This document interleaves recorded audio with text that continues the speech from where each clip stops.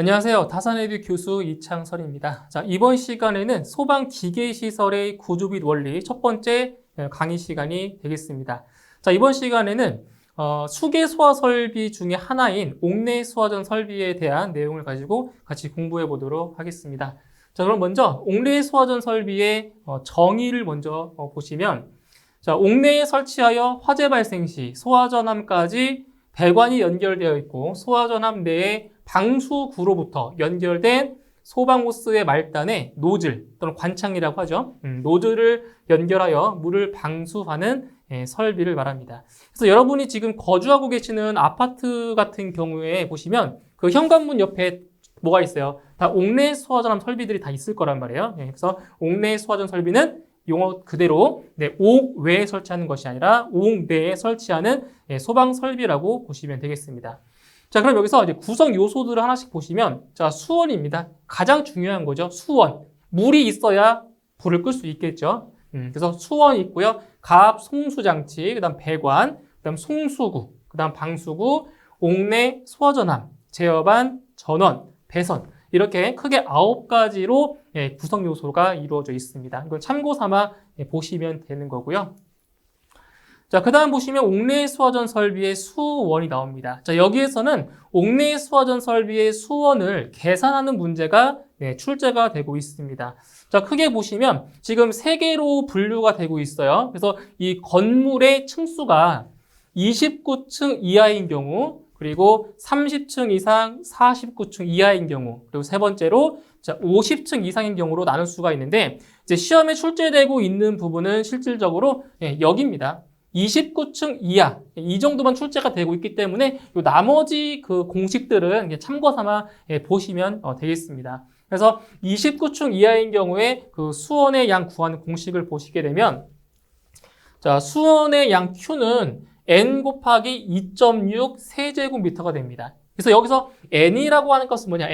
n이라고 하는 값은 이제 옥내 소화전함의 개수예요. 그래서 가장 많은 층의 소화전 설치 개수. 그러니까 그 층이 여러 개 있을 거란 말이에요. 그죠? 그 층이 여러 개 있을 때 가장 많이 설치된 층의 개수를 말하는 거예요. 그때 최대 개수는 몇 개다? 2개까지만 적용이 됩니다. 그러니까 종전에는 최대 5개까지 적용이 됐었는데, 이게 이제 법이 개정되면서 최대 2개로 줄어들었습니다. 그래서 그 소화전의 개수는 최대 몇 개라고요? 최대 2개까지만 적용이 된다라는 거죠. 그러면 이 식에 이제 n 값에다가 그 2를 대입을 해주면 얼마가 돼요? q의 값이 2를 대입해주면 바로 5.2 세제곱미터가 되는 겁니다. 이렇게. 그러니까 최대.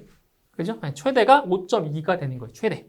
그래서 자, 그리고 30층 이상 49층 이하인 경우에는 이제 옥내 소화전함의 개수, 옥내 소화전의 개수에다가 5.2를 곱해 주시면 되고요. 그리고 50층 이상인 경우에는 옥내 소화전의 개수에다가 7.8을 곱해 주시면 됩니다. 그래서 시험에 나오는 건 어디라고요? 바로 29층 이하. 이 공식을 기억을 해 주시면 되겠습니다.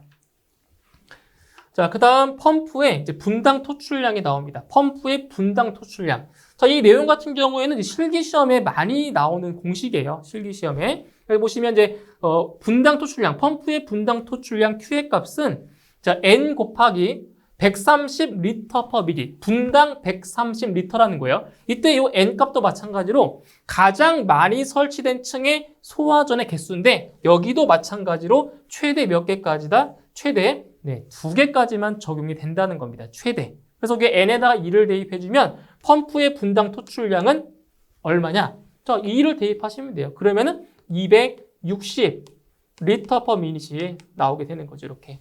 그래서 n에다가는 바로 소화전, 가장 많이 설치된 층의 소화전의 개수를 곱해주시면 되겠습니다. 이것이 펌프의 분당 토출량 구하는 공식입니다. 자, 그 다음 수원의 저장 방법입니다. 자, 물을 같은 경우는 저수조에 이제 저장도 하지만 때에 따라서 옥상 수조에 저장할 경우가 있어요. 그래서 옥내 소화전 설비의 수원은 산출된 유효 수량 외에, 그러니까 여기서 산출된 유효 수량이라고 하는 거는 저수조에 저장되어 있는 수원을 말하는 거예요. 그 산출된 유효 수량 외에 유효 수량의 몇 분의 이상? 몇 분의 1 이상? 3분의 1 이상을 어디에 저장한다? 옥상에 저장하는 거죠. 옥상 수조에. 그래서 여러분 사시는 아파트에 보시면은 옥상에 탱크가 있어요. 물탱크가. 그런 것처럼 옥상 수조에 유효 수량의 3분의 1 이상을 저장을 해야 됩니다. 자, 그런데 자, 3분의 1을 유효 수량의 3분의 1을 옥상에 저장하지 않아도 되는 경우가 있어요. 자, 어떤 경우냐? 첫 번째, 지하층만 있는 건축물. 당연한 거죠. 지하층만 있기 때문에 옥상이 없잖아요. 그죠? 옥상 수조는 설치할 수가 없다라는 얘기예요. 지하층만 있는 건축물. 그 다음에 고가 수조를 가압 송수 장치로 설치한 옥내 소화전 설비 마찬가지 예외사항이 되는 거고요. 그 다음에 수원이 건축물의 최상층에 설치된 방수구보다 어디에? 낮은 위치가 아니라 높은 위치에 설치된 경우도 마찬가지로 옥상 수조 필요 없습니다. 그 다음 건축물의 높이가 지표면으로부터 10m 이하인 경우 이것도 제외가 되고요. 그리고 주펌프와 동등 이상의 성능이 있는 별도의 펌프로서 내연기관의 기동과 연동하여 작동되거나 비상전원을 연결하여 설치한 경우 이것도 마찬가지고요. 그 다음 가압수조를 가압송수장치로 설치한 옥내 소화전 설비 이 또한 유효 수량의 3분의 1을 옥상에 저장하지 않아도 되는 경우가 되겠습니다. 이거 좀 기억을 좀 해두세요. 자, 그 다음 참고사항에 보시게 되면 소화 설비의 유효 수량의 정의가 나오는데 자, 이거는 이제 실기 시험에서도 출제가 되고 있는 내용 중에 하나예요. 그래서 그 소화 설비의 유효 수량이라고 한 게 어디냐? 바로 보세요. 옥내 소화 전용 펌프의 후드 밸브와 일반 급수용 펌프 후드 밸브 사이의 수량을 바로 유효 수량이라고 합니다. 저희 그림을 보시게 되면 자, 이게 이 펌프가 소화 설비용 펌프고요. 오른쪽에 있는 펌프는 일반 급수용 펌프입니다. 그때 소화 설비용 펌프의 후드 밸브와 일반 급수용 펌프의 후드 밸브 요 사이 있죠. 이 사이에 있는 바로 어디에 해당되는 거다? 여기에 해당되는. 여기에 해당하는 그 물의 양이 뭐다? 그것이 바로 유효 수량이라고 하는 겁니다. 아시겠죠? 여기에요. 그래서 소화 설비용 펌프의 후드 밸브와 일반 급수용 펌프의 후드 밸브 요 사이에 있는 그 수량을 유효 수량이라고 합니다. 이것도 꼭 기억을 해 주셔야 되겠습니다. 자, 다음 옥내 소화전 설비 수조의 설치 기준에 대한 내용입니다. 자, 하나씩 보실게요.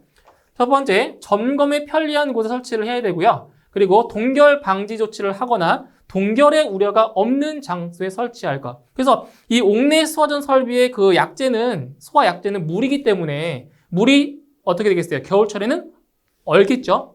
얼 수 있단 말이에요. 그래서 부동액 같은 것을 첨가를 해서 물이 얼지 않도록 처리를 또 해줍니다. 그래서 동결 방지 조치에 부동액을 첨가하는 거예요. 그리고 동결의 우려가 없는 장소, 좀 상대적으로 기온이 좀 높은 장소에 저장하면 되겠죠. 그 다음 수조의 외측에 뭘 설치한다? 수위계를 설치한다. 그러니까 수위계 같은 경우는 물이 얼만큼 있는지를 알 수 있겠죠. 수위계를 통해서. 그래서 수조 외측에 수위계를 설치할 것. 단 구조상 불가피한 경우에는 수조의 맨홀 등을 통하여 수조 안의 물의 양을 쉽게 확인할 수 있도록 해야 된다라는 겁니다. 이거는 물의 양을 확인하는 그런 장치를 해야 된다는 얘기예요. 자, 그리고 수조의 상단이 바닥보다 높은 때에는 수조의 외측에 뭘 설치한다? 고정식 사다리를 설치한다. 높은 위치에 있기 때문에 이 고정식 사다리를 통해서 올라가서 확인을 또 해야 되는 거죠. 고정식 사다리를 설치해야 되고요. 그리고 수조가 실내에 설치된 때에는 그 실내에 뭘 설치한다? 조명 설비를 설치해야 되겠죠. 어둡기 때문에. 그래서 조명 설비를 설치를 해줘야 되고요. 그리고 수조의 밑부분에는 청소용 배수 밸브 또는 배수관을 설치할 것. 그러니까 수조의 물이 오랫동안 정체되어 있으면 어떻게 되겠어요? 물이 썩겠죠. 그래서 수조도 청소도 해야 되고 그렇기 때문에 그 수조 밑부분에 청소용 배수 밸브, 그러니까 물을 빼내는 그 밸브를 말하는 거 있죠. 물을 빼내는 배수 밸브 또는 배수관을 설치를 별도로 또 해줘야 됩니다. 다음 수조의 외측에 보기 쉬운 곳에 옥내 소화전 설비용 수조라고 이렇게 표시를 해야 되는 거죠. 그 다음 옥내 소화전 펌프의 흡수 배관 또는 옥내 소화전 설비의 수직 배관과 수조의 접속 부분에는 옥내 소화전 설비용 배관이라고 표시한 표지를 할 것. 누가 봐도 알 수 있게 이러한 표시들을 해줘야 이제 좀 헷갈리지 않겠죠. 자, 이렇게 해서 수조의 설치 기준 이렇게 되고요. 그 다음 이제 옥내 소화전 설비의 이제 가압 송수 장치에 대한 설치 기준입니다. 자, 첫 번째. 자, 쉽게 접근할 수 있고 점검하기에 충분한 공간이 있는 장소로서 화재 및 침수 등의 재해로 인한 피해를 받을 우려가 없는 곳에 설치를 해야 되고요. 그리고 동결 방지 조치를 하거나 동결에 우려가 없는 장소 설치한다. 이것은 아까 수조의 설치 기준과 마찬가지예요. 동결에 우려가 없는 곳에 설치를 해야 됩니다. 다음, 특정 소방 대상물의 어느 층에 있어서도 해당 층의 옥내 소화전을 동시에 사용할 경우 각 소화전의 노즐 선단에서의 방수 압력이 자, 얼마다? 이거 중요한 거죠. 네, 0.17메가파스칼. 최소 0.17메가파스칼 이상이고 방수량이 분당 몇 리터? 분당 130리터 이상이 되는 성능의 것으로 할 것. 이거 기억하셔야 돼요. 자, 노즐 선단에서의 방수 압력이 얼마 이상이라고요? 0.17메가파스칼 이상이고요. 그리고 분당 방수량이 얼마다? 130리터 이상이다라는 거 기억을 해주셔야 됩니다. 단 하나의 옥내 소화전을 사용하는 노즐 선단에서의 방수 압력이 얼마를 초과할 때? 0.7메가파스칼을 초과할 때. 그러니까 방수 압력이 너무 세도 안 돼요. 왜냐면은 이 노즐을 소방관이 잡고 불을 꺼야 되는데 방수 압력이 크면 어떻게 되겠어요? 잡고 있을 수 없겠죠. 그렇기 때문에 0.7메가파스칼을 초과할 경우에는 자, 호스 접결구 인입 측에 뭘 설치한다? 바로 감압 장치를 설치한다는 거죠. 압력을 감소시키는 장치를 설치를 해냅니다. 그래서 이 노즐 선단에서의 방수 압력은 얼마냐?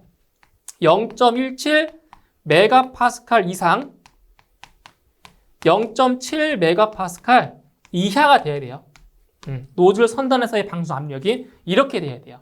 근데 0.7메가파스칼을 초과했을 경우에는 그때 뭘 설치한다고요?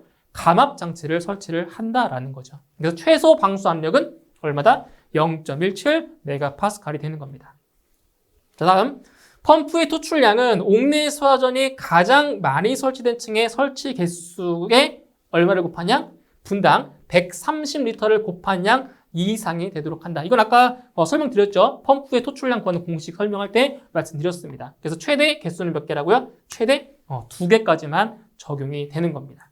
그리고 펌프는 전용으로 할 것. 그러니까 다른 설비와 겸용을 하면 안 되는 거죠. 근데 다른 설비와 겸용하는 경우 각각의 소화 설비의 성능에 지장이 없을 경우에는 겸용이 돼요. 하지만 일반적인 경우에는 펌프는 바로 전용으로만 사용을 해야 됩니다. 전용으로. 자, 다음 펌프의 토출 측에는 압력계를. 자, 이거 좀 기억해 주세요. 자, 펌프를 보시면은 입력 측이 있고 토출 측이 있는데, 그러니까 펌프의 입력 측과 그리고 토출 측, 흡입측과 토출 측에 설치하는 그 압력계가 달라요. 그래서 이 펌프의 토출 측에는 뭘 설치한다? 압력계. 압력계를 설치하고요. 자, 체크밸브 이전에 펌프 토출 측 플랜지에서 가까운 곳에 설치를 하고, 흡입측, 펌프의 흡입측에는 연성계 또는 진공계를 설치합니다. 이거 좀 기억해 주셔야 돼요. 펌프의 흡입측에는 연성계나 진공계를 설치해 주고요. 펌프의 토출 측에는 뭘 설치한다? 압력계를 설치한다라는 거 좀 구분을 해 주셔야 돼요. 자, 단 수온의 수위가 펌프의 위치보다 높거나 수직 회전축 펌프의 경우에는 자, 뭐 한다? 연성계 또는 진공계를 설치하지 않을 수 있다라는 내용이 있고요. 그 다음 가압 송수 장치에는 전격부하 운전 시 펌프의 성능을 시험하기 위한 자, 배관을 설치한다. 배관. 이게 어떤 배관이에요? 여기 바로 성능 시험 배관입니다. 아시겠죠? 그래서 펌프의 성능을 시험하기 위한 뭘 설치한다? 성능 시험 배관을 설치를 해줘야 됩니다. 그 다음 가압 송수 장치에는 최절 운전 시 수온의 상승을 방지하기 위한 자, 배관 안에 있는 수온의 상승. 그죠? 수온의 상승을 방지하기 위한 뭘 설치한다? 순환 배관을 설치한다는 거죠. 이 순환 배관의 목적이 뭐예요? 바로 수온의 상승을 방지하기 위한 것이 바로 이 순환 배관인 겁니다. 순환 배관. 다음, 기동장치로는 기동용 수압 개폐장치 또는 이와 동등 이상의 성능이 있는 것을 설치할 것. 단, 학교나 공장, 창고 시설로서 동결의 우려가 있는 장소에 있어서는 기동 스위치에 보호판을 부착하여 옥내 수화전압 내에 설치할 수 있다라는 내용이 있습니다. 자, 다음. 자, 아까 얘기했던 아홉 번째 그 경우에는 주 펌프와 동등 이상의 성능이 있는 별도의 펌프로서 내연기관의 기동과 연동하여 작동되거나 비상 전원을 연결한 펌프를 추가로 설치할 것. 단, 다음의 경우는 제외한다라고 했습니다. 이게 어떠한 내용이었어요? 아까 말씀드렸던 옥상 수조의 설치 제외 사항이랑 똑같죠? 지하층만 있는 건축물, 고가 수조를 가압 송수 장치를 설치한 경우, 뭐 건축물의 높이가 지표면으로부터 10m 이하인 경우, 뭐 이런 경우는 뭐 할 수 있다? 제외 대상이 된다라는 내용입니다. 그 다음, 기동용 수압 개폐 장치를 압력 챔버로, 기동용 수압 개폐 장치를 뭘로? 압력 챔버로 사용할 경우 그 내 용적은 몇 리터 이상이다? 100리터 이상이다. 이것도 기억을 하셔야 됩니다. 기동용 수압 개폐 장치를 압력 챔버로 사용할 경우 그 내 용적 얼마라고요? 100리터 이상이라는 겁니다. 그 다음, 수원의 수위가 펌프보다 낮은 위치에 있는 가압 송수 장치에는 다음 기준에 따른 물 올림 장치를 설치한다. 물 올림 장치. 물 올림 장치 언제 설치한다고요? 수원의 수위가 펌프보다 낮은 위치에 있을 때. 수원의 위치가 펌프보다 낮은 위치에 있을 때 무엇을 설치한다고요? 물 올림 장치를 설치한다고요.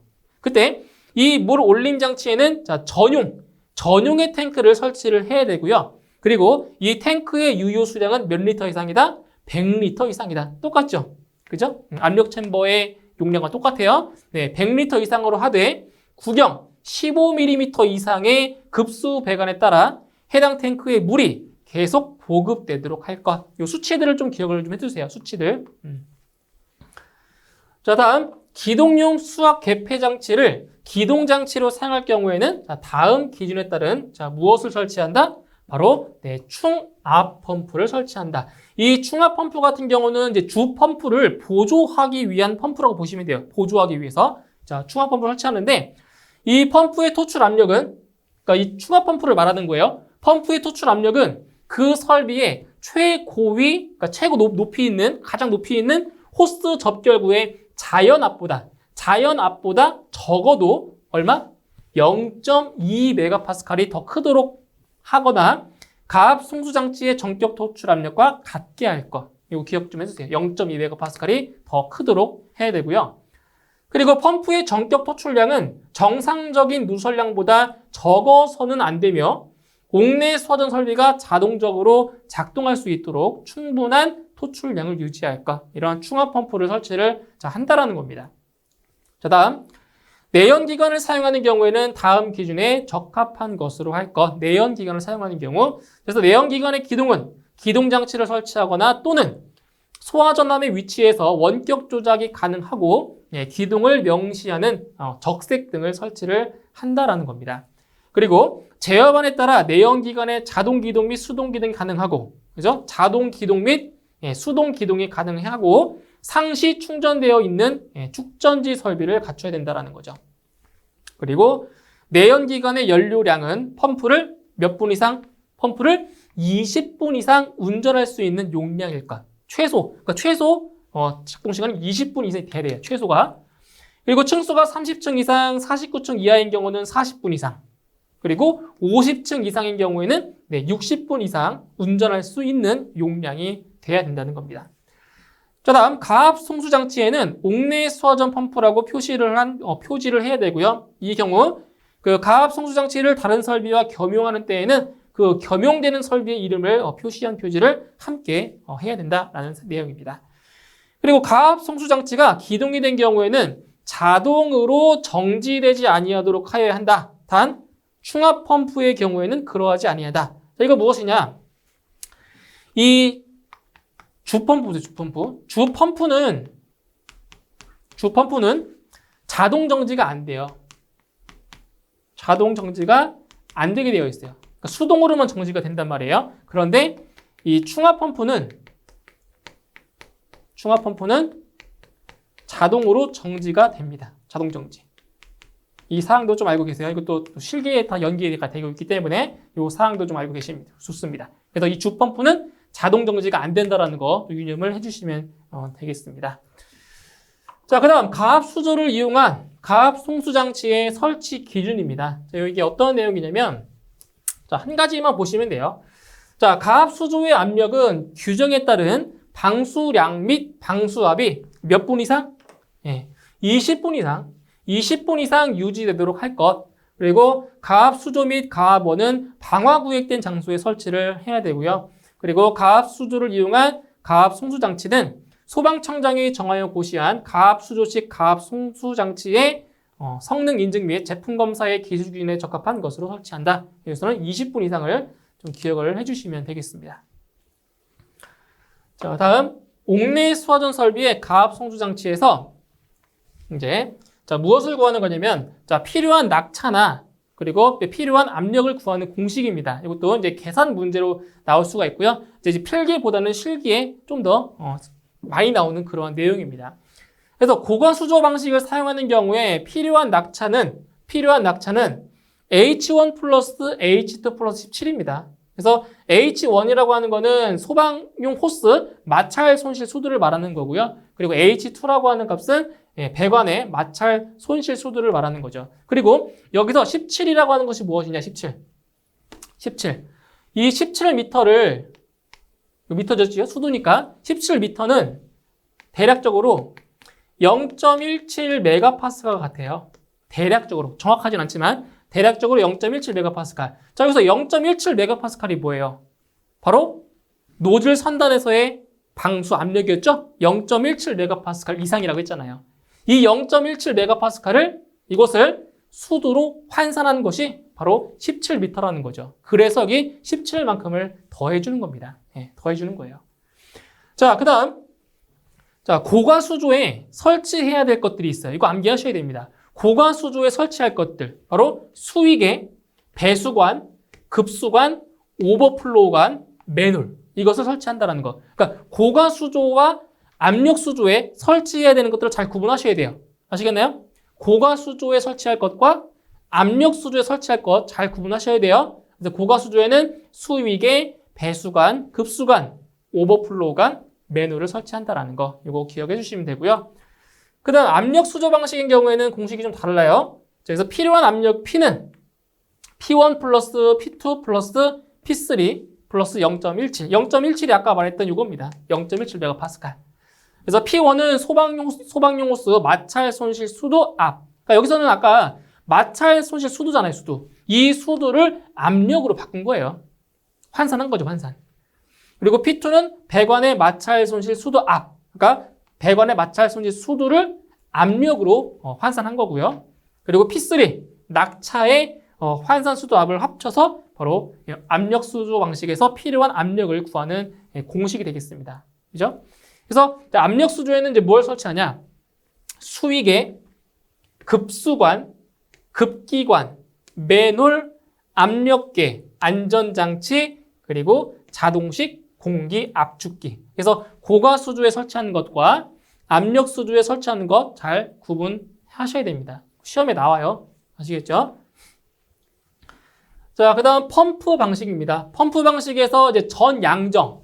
자, 전양정 구하는 건데, 이 전양정은 우리 실기 시험에서 계산 문제로 많이 나오는 내용이에요. 그래서 이 전양정 구하는 식이 뭐냐? H1 플러스 H2 플러스 H3에다가 바로 17m. 그죠? 이거 규정 방사 압력을 수두로 환산한 값이라고 했어요. 17m는. 그래서, 전양정은 소방용 호스의 마찰 손실 수도와 그리고 배관의 마찰 손실 수도, 그 다음 실양정. 그래서 이 실양정이라고 하는 것은 바로 흡입 양정과 토출 양정을 합한 걸 말하는 거죠. 이 세 개를 합친 것이 바로 전양정이 되겠습니다. 이게 이제 펌프 방식일 때 전양정 구하는 방식이고요. 그리고 가압 수조 방식이라는 것도 있습니다. 방식에는. 자, 이제 그 다음 이제 배관에 대한 내용을 볼게요. 배관. 자, 배관을 보시면, 자, 여기서 이제 옥내 수화전 설비의 그 배관 같은 경우에는 사용되는 압력에 따라서 그 배관의 종류가 자, 구분이 되는데, 자, 그 기준값이 얼마냐? 배관 내에 사용되는 압력이 1.2MPa 미만인 경우와 1.2MPa 이상인 경우로 나눠서 배관을 구분할 수가 있어요. 그래서 1.2MPa 미만일 경우에는 바로 여기 나와 있죠. 배관용 탄소 강관, 그 다음 이음매 없는 구리 및 구리 합금관, 이거는 이제 습식 배관만 해당이 되는 거고요. 그 다음 배관용 스테인리스 강관 또는 일반 배관용 스테인리스 강관, 그 다음 덕타일 주철관, 이런 것들은 사용 압력이 1.2MPa 미만인 경우에 사용이 가능한 배관이 되는 거고요. 그리고 이제 반대로 사용 압력이 1.2MPa 이상일 경우에는 압력 배관용 탄소 강관, 그리고 배관용 아크 용접 탄소강 강관, 이 두 가지를 사용하고 있습니다. 그래서 시험에 이제 가장 많이 나오는 건 이거예요. 이거 1.2MPa 이상일 경우 이 두 가지 이상을 좀 중점적으로 암기를 해 주시면 되겠습니다. 이거. 자, 그 다음 배관을 소방용 합성 수지 배관으로 설치할 수 있는 경우 세 가지가 나옵니다. 배관을 바로 뭐 한다고요? 소방용 합성 수지 배관으로 사용할 수 있는 경우 세 가지. 첫 번째, 배관을 지하에 매설하는 경우. 묻는 거죠. 지하에 묻어버리는 거. 그죠? 이런 경우에 합성 수지 배관으로 사용할 수 있고요. 그 다음 다른 부분과 내화 구조로 구획된 덕트 또는 피트의 내부에 설치하는 경우. 그죠? 이런 거. 그러니까 이 합성 수지 배관은 그 강관보다는 어때요? 내구성이 떨어져요. 약하단 말이에요. 그죠? 근데 이러한 경우에는 합성 수지 배관을 할 수 있다고요. 배관을 지하에 묻는 경우나 아니면 다른 부분과 내화 구조로 구획된 덕트 또는 피트 내부에 설치하는 경우. 완전 분리시키는 거죠, 분리. 그죠? 그 다음 천장과 반자를 불연재료 또는 준불연재료로 설치하고 그 내부에 습식으로 배관을 설치하는 경우, 이러한 경우는 바로 합성 수지 배관으로 할 수 있다라는 사항입니다. 자, 다음 펌프 흡입축 배관의 설치 기준이죠. 자, 여기서 펌프 흡입축 배관은 일단 공기 고임이 생기지 아니하는 구조로 하고, 자, 공기 고임이 생기면 어떠한 현상이 발생해요? 이건 우리 유체역학에서 배운 거예요. 이 흡입축 배관에 공기 고임이 생기면 바로 공동현상, 캐비테이션이 발생하기 때문에 공기 고임이 생기지 않도록 해야 되는 거고요. 그리고 여과 장치를 설치합니다. 여과 장치. 그래서 이 흡입축에는 그 스트레이너, Y형 스트레이너 같은 것을 설치를 하죠. 여과 장치에 설치를 해줍니다. 그 다음 수조가 펌프보다 낮게 설치된 경우에는 각 펌프마다, 중앙 펌프 마찬가지예요. 각 펌프마다 수조로부터 별도로 설치를 한다라는 거죠. 낮게 설치되어 있을 경우. 그 다음에 펌프의 토출축 주 배관의 구경은, 자, 이거는 구경이 얼마인지는 안 나와 있어요. 그런데 기준이 뭐냐? 배관 안에 흐르는 유속, 물의 속도가 유속이 4m/s 이하가 될 수 있는 크기 이상으로 해야 됩니다. 주 배관의 구경은. 아시겠죠? 이거는 구경이 얼마냐고 안 나왔어요. 안 나왔고, 그 배관 안에 흐르는 유속이 4m/s 이하가 될 수 있는 크기 이상이 되면 됩니다. 이게 토출축 주 배관의 구경의 기준이에요. 그죠? 이걸 기억하세요. 이거. 유속이 4m/s 이하라는 거. 자, 다음 옥내 수화전 설비 전용 설비의 방수구와 연결되는 배관입니다. 자, 여기는 이제 배관의 구경이 나와 있는데, 자, 첫 번째로, 자, 주 배관 중에서 수직 배관, 그죠? 수직 배관의 구경은 얼마다? 50mm 이상입니다. 그러니까 최소가 50이에요, 최소. 최소 50mm는 돼야 돼요, 수직 배관. 그래서 주 배관 중에서 수직 배관의 구경은 50mm 이상이 돼야 되고요. 근데 이게 호스릴 방식인 경우에는 좀 더 작아요. 32mm 이상입니다. 호스릴 방식인 경우에. 그리고 가지 배관의 구경은 얼마다? 40mm 이상입니다. 가지 배관의 구경은 40mm 이상, 호스릴 방식은 25mm 이상이 되겠죠. 이렇게. 그 다음, 이 옥내 수화전 설비를 연결 송수관 설비, 나중에 이제 배우겠지만 이건 그 소화 활동 설비죠. 연결 송수관 설비의 배관과 겸용할 경우, 겸용을 같이 사용할 경우에는 주 배관의 구경이 얼마 이상이다? 100mm 이상이 돼야 되고요. 그리고 방수구로 연결되는 배관의 구경은 65mm 이상입니다. 이거 중요한 거예요. 이거 두 가지 반드시 기억을 하셔야 됩니다. 그래서 연결 송수관 설비의 배관과 겸용할 때 겸용할 때 주배관의 구경은 100mm 이상, 그리고 방수구로 연결되는 배관의 구경은 65mm 이상이다라는 거. 상당히 중요합니다. 두 가지. 자, 그다음 급수배관은, 자, 급수배관은 일단 전용, 자, 겸용이 아니라 전용으로 해야 되고요. 단, 옥내 수화전의 기동장치의 조작과 동시에 다른 설비의 용도에 사용되는 배관의 송수를 차단할 수 있거나 옥내 수화전 설비의 성능에 지장이 없는 경우에는 뭐 할 수 있다? 다른 설비와 겸용할 수 있다. 일반적인 사항은 뭐라고요? 급수배관은 전용으로 한다라는 거 기억해 주시면 되겠습니다. 자, 그다음 펌프의 성능입니다. 펌프의 성능. 자, 여기는 이제 여기도 마찬가지로 이 수치를 좀 기억을 하시면 되는데, 자, 체절 운전 시, 그러니까 체절 운전이라고 하는 건 뭐예요? 체절 운전은 물을 흘려보내지 않고 펌프를 공회전시키는 거예요. 물을 흘려보내지 않고 펌프를 말 그대로 공회전. 자, 공회전 시켰을 때 전격 토출 압력에 얼마?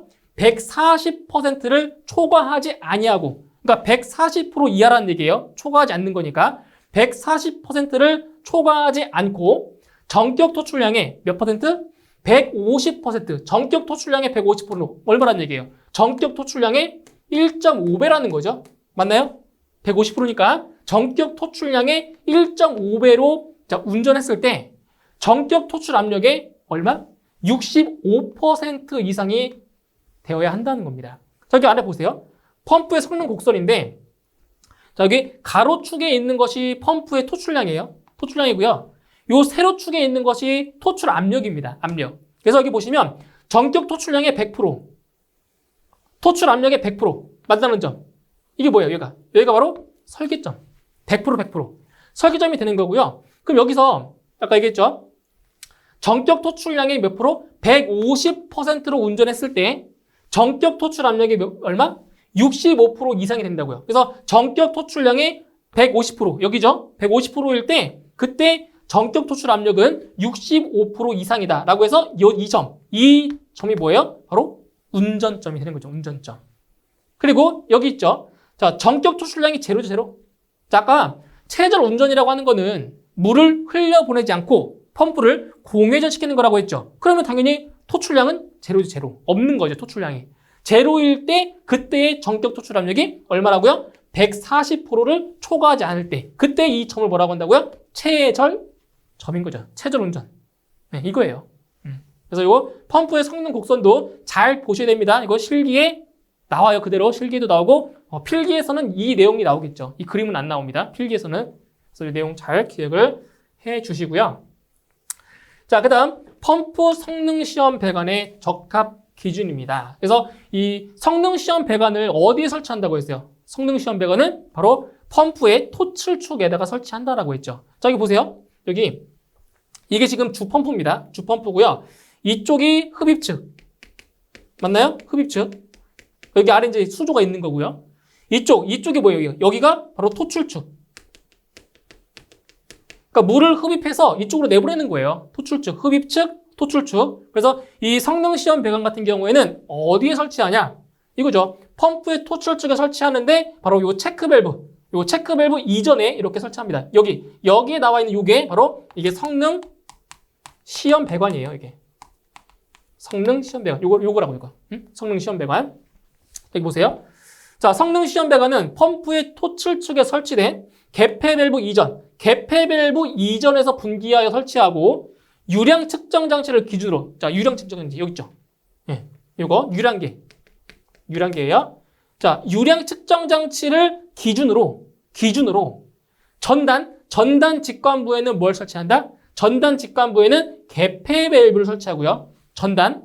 그리고 후단 직관부, 여기 뒤쪽 후단 직관부에는 뭘 설치한다?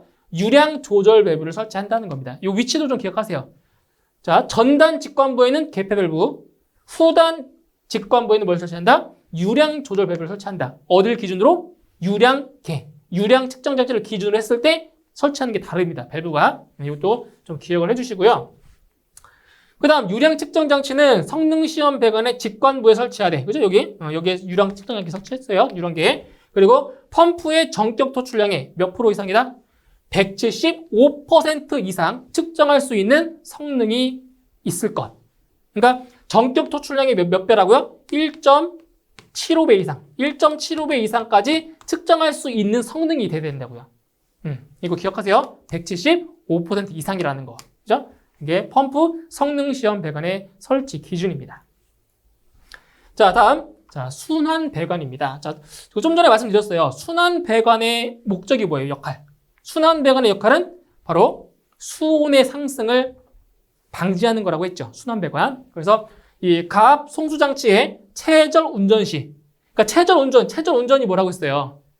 물을 흘려보내지 않고 펌프를 공회전 시킨다고 했죠. 그러면은 어떻게 되겠어요? 온도가 높아지겠죠. 온도가. 맞나요? 물이 없으니까 온도가 막 높아진다고요. 그래서 최절 운전 시 수온의 상승을 방지하기 위하여 어디에 설치한다? 체크 밸브와 펌프 사이에서 분기한 구경 얼마? 20mm 이상. 이거 기억하세요? 순환 배관 구경 얼마라고요? 순환 배관의 구경 얼마라고요? 20mm 이상이라고요. 20mm 이상의 배관에 최절 압력 미만에서 개방되는 릴리프 밸브를 설치를 합니다. 자, 여기 보세요. 이거예요. 자, 여기가 지금 체크 밸브가 여기 있고요. 체크 밸브가 이렇게 있죠. 이게 주펌프의 토출줄 배관이에요. 그죠? 그 체크 밸브 이전에서 분기한 이게 바로 순환 배관입니다. 그래서 여기 뭘 설치한다? 릴리프 밸브. 이게. 네? 바로 최절 압력 미만에서 개방되는, 열리는 릴리프 밸브를 어디에? 순환 배관에 설치를 한다라는 겁니다. 아시겠나요? 중요한 거예요. 바로 순환 배관의 구경도 기억하세요. 20mm 이상이라는 거. 이것도 암기를 하셔야 되겠습니다. 자, 다음. 옥내 수화전 설비의 송수구의 설치 기준입니다. 송수구의 설치 기준. 자, 하나씩 볼게요. 자, 일단 송수구는 소방차가 쉽게 접근할 수 있는 잘 보이는 장소에 설치하되 화재층으로부터 지면으로 떨어지는 유리창 등이 송수 및 그 밖의 소화 작업에 지장을 주지 아니하는 장소에 설치를 해야 되고요. 그리고 송수구로부터 주 배관에 이르는 연결 배관에는 개폐 밸브를 설치하지 아니할 것. 단 스프링클러 설비, 물 분무 소화 설비, 포소화 설비 또는 연결 송수건 설비의 배관과 겸용하는 경우에는 제외라는 거고요. 그 다음 지면으로부터의 높이 얼마예요? 지면으로부터의 높이는 0.5m 이상 1m 이하의 위치에 설치를 하게 되어 있고요. 그리고 구경 65mm의 어떤 거? 쌍구형이나 단구형. 그러니까 구멍이 2개, 구멍이 1개란 얘기죠. 쌍구형 또는 단구형으로 할 수가 있다라는 겁니다. 그 다음 송수구에 가까운 부분에 자동 배수 밸브 및 체크 밸브를 설치할 것. 그리고 송수구에는 이물질을 막기 위한 마개를 씌울 것. 이러한 내용들이 있습니다. 자, 그 다음 옥내 수화전 설비의 옥내 수화전 설비 함의 설치 기준에서는 이 수화전함의 두께 그리고 이 문의 면적 정도만 좀 알고 계시면 돼요. 그래서 소화전함의 두께는 얼마 이상이냐? 소화전함의 두께는 1.5mm 이상의 강판. 자, 강판을 사용할 경우에는 두께가 1.5mm 이상이 돼야 되고요. 그런데 합성 수지제를 사용할 경우에는 두께가 4mm 이상이 돼야 됩니다. 아무래도 이 합성 수지제가 강판보다 내구성이 떨어지기 때문에 두께가 더 두꺼워야 되겠죠. 그래서 강판일 경우에는 1.5mm 이상, 합성 수지제일 경우에는 4mm 이상이 돼야 됩니다. 그리고 옥내 수화전함의 면적, 문의 면적은 얼마 이상이다? 네, 0.5제곱미터 이상이 돼야 됩니다. 문의 면적이에요, 문자. 자, 그 다음 기둥 또는 벽이 설치되지 않은 대형 공간의 경우에 설치 기준인데, 자, 하나씩 보면 호스 및 관창은 방수구에 가장 가까운 장소에 벽이나 기둥 등에 함을 설치하여 비치를 해야 되고요. 그리고 방수구의 위치 표시등 또는 축광 도료 등으로 항상 확인이 가능하도록 할 것. 이런 것들이 내용이 있습니다. 자, 그 다음 이번에는 이제 옥내 수화전 방수구의 설치 기준입니다. 자, 좀 전에 했던 거는 이제 송수구의 설치 기준을 봤고요. 이제 방수구의 설치 기준입니다. 그러니까 물을 방사하는 걸 말하는 거죠, 방수. 그래서 일단 특정 소방 대상물에 어디 설치한다? 층마다. 그죠? 각 층마다 설치를 하는 거고요.